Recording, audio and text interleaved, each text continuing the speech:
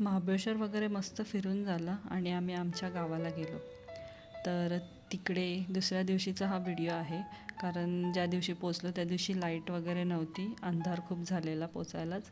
तर हा दुसऱ्या दिवशी व्हिडिओ बनवला. तर ही सगळी तयारी चालू होती मसाला वाटण्याची.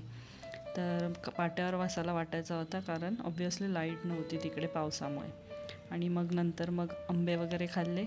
मस्त हापूस आंबे होते कोकणातून आणलेले, ते खाल्ले. आणि मग म्हटलं थोडं जरा फिरून येऊ. मग गेलो आम्ही दीदीच्या सासरी. तर तिकडे जाताना मस्त व्ह्यू बघा तुम्ही आता किती छान वाटते. पाऊस पडला आहे त्यामुळे मस्त वातावरण झालेलं, थंडगार होतं.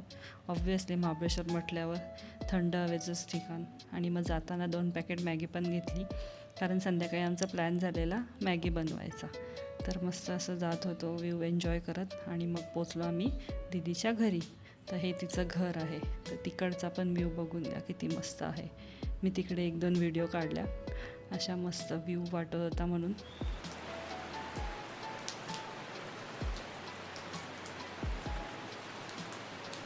आणि मग परत आम्ही आमच्या घरी आलो.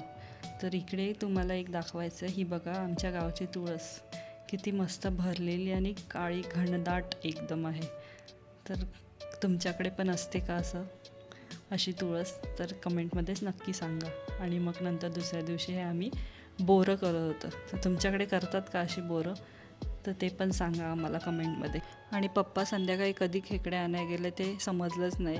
त्यांनी खेकडे आणले, आम्ही मग ते मस्त कालवण केलेलं माझ्या मोठ्या आईने. आणि मग ते नांग्या ज्या होत्या ना त्या आम्ही भाजून खाल्ल्या चुलीवर. तर त्याची व्हिडिओ काढता नाही आली. तर अशी सगळी मजा मस्ती केली, महाबळेश्वर वगैरे फिरलो आणि परत यायला निघालो. तर कसा वाटला तुम्हाला महाबळेश्वर टू परत पुण्याला यायचा प्रवास? कमेंटमध्ये नक्की सांगा. आणि चॅनलला सबस्क्राईब करायला विसरू नका.